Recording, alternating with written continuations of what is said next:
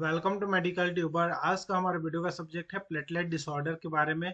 चलिए स्टार्ट करते हैं प्लेटलेट डिसऑर्डर, जिसमें सबसे पहले देखेंगे क्वांटिटेटिव डिसऑर्डर ऑफ प्लेटलेट्स, जिसमें सबसे पहला है थ्रोम्बोसाइटोपेनिया। थ्रोम्बोसाइटोपेनिया जो होता है inadequate platelets number in the circulation below 100 cubic millimetre, अर्थात जो 100 घन मिलीमीटर से प्रति क्यूबिक मिलीमीटर से जो कम होता है वह थ्रोम्बोसाइटोपेनिया कहलाता है। और इसका जो मोस्ट कॉमन कासेस होता है वह होता है ब्लीडिंग। थ्रोम्बोसाइटोपेनिया के कारण से जो ब्लीडिंग होता है वह होता है, या फिर जल्दी ब्लीडिंग में क्लम्स नहीं आते या थक्का नहीं बन पाता है। प्लेटलेट्स काउंट जो होता है और ब्लीडिंग टेंडेंसी कुछ इस प्रकार होंगे, जिसमें सबसे पहले प्लेटलेट्स काउंट देखेंगे और ब्लीडिंग टेंडेंसी में क्या होता है। प्लेटलेट्स काउंट 100 से 150 क्यूबिक मिलीमीटर प्रति घन होता जो है, या 10 की पावर 9 प्रति लीटर जो होता है। और इसमें जो ब्लीडिंग टेंडेंसी होता है नॉर्मल हेमोटाइटिस होते हैं, जो नॉर्मल फंक्शन करते हैं।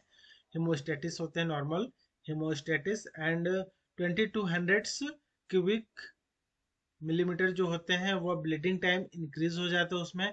और जो अंडर 20 होते हैं क्यूबिक मिलीमीटर, तो उसमें जो risk spontaneous, bleeding from skin, mucous membranes, brain, pulmonary cavity and retina, इन सभी से ब्लीडिंग स्टार्ट हो जाता है। जो आप यहाँ देख रहे हैं स्किन से यहाँ पेचेस के रूप में आपको शो हो रहे होंगे, ये सारे जो होते हैं वह थ्रोम्बोसाइटोपेनिया के कारण होते हैं। ये सब थ्रोम्बोसाइटोपेनिया के कारण होते हैं। नेक्स्ट है bleeding due to platelet disorder. Platelet disorder से क्या क्या होते हैं, वो होता है immediate general skin mucosal and petechiae and purpura epistaxis. और इसके लिए जो टेस्ट किया जाता है वो लेबोरेटरी टेस्ट जो होता है प्रोलॉन्ग्ड ब्लीडिंग टाइम देखा जाता है। नेक्स्ट है कॉसेस ऑफ थ्रोम्बोसाइटोपेनिया। थ्रोम्बोसाइटोपेनिया के क्या क्या कारण हो सकते हैं। सबसे पहला होता है ड्रग इंड्यूस्ड।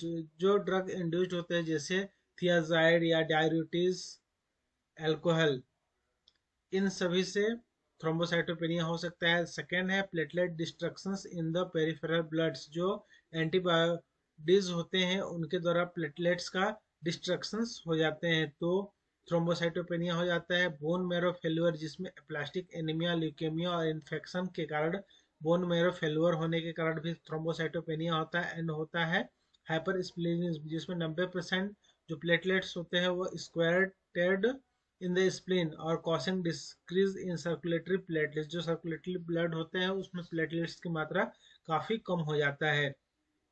तो ये सब कारण होते हैं थ्रोम्बोसाइटोपेनिया के।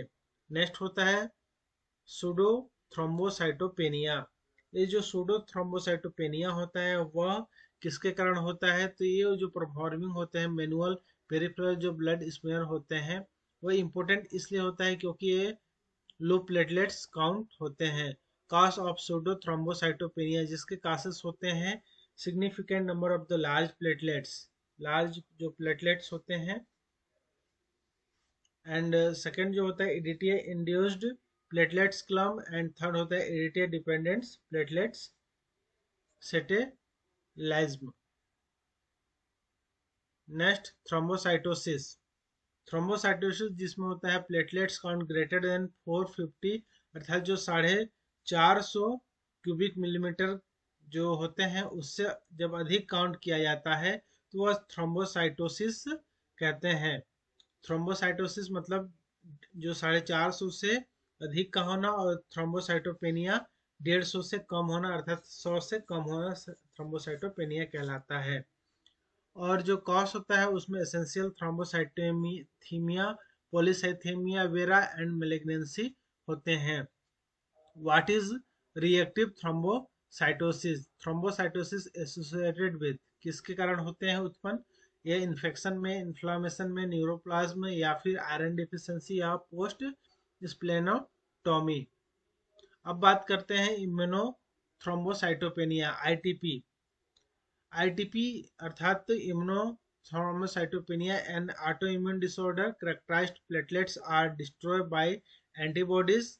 और जो एंटीबॉडीज होते हैं वो IgG immunoglobulins gamma. And how it The mechanism immunoglobulin gamma coated the platelets and the spleen macrophages destroy them, resulting with thrombocytopenia. इम्यूनोथ्रोम्बोसाइटोपेनिया के क्लासिफिकेशन होते हैं, वो टू टाइप्स होते हैं. पहला होता है एक्यूट एंड सेकेंड होता है क्रोनिक. एक्यूट में usually in the children, self limiting, cause by the infection, usually viral.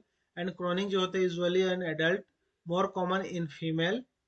And aetiology होते हैं वो आइडियोपैथिक होते हैं. सिम्टम्स होते हैं skin purpura, superficial bruising and epistaxis मिनोरेजिया.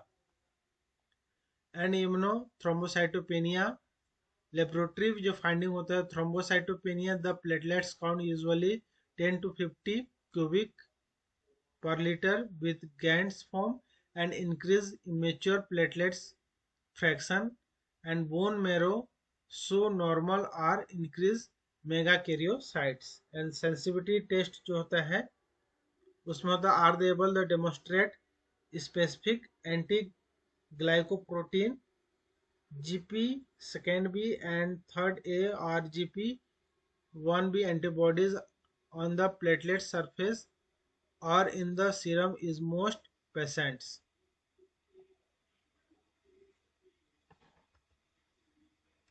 अब नेक्स्ट है friends heparin induced thrombocytopenia.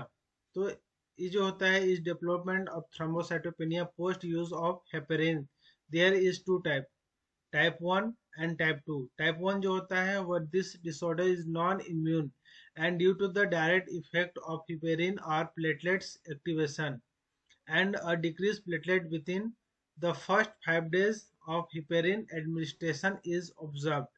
And जो second type होता है this is disorder is immune, a decreased in platelets with first 7 to 10 days heparin administration in observed.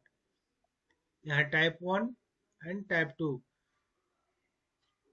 अब heparin induced thrombocytopenia type 2 caused due to administration of the various form of heparin and anticoagulants. Mechanism heparin-induced thrombocytopenia second is caused by the formation of abnormal antibodies that bind to PF4 and result in platelets activation and aggregation causing thrombosis.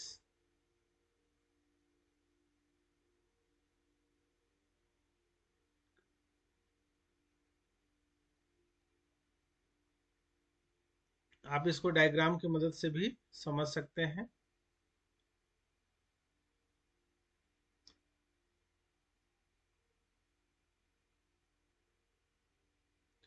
Diagnosis of जो heparin induced thrombocytopenia second होता है उसका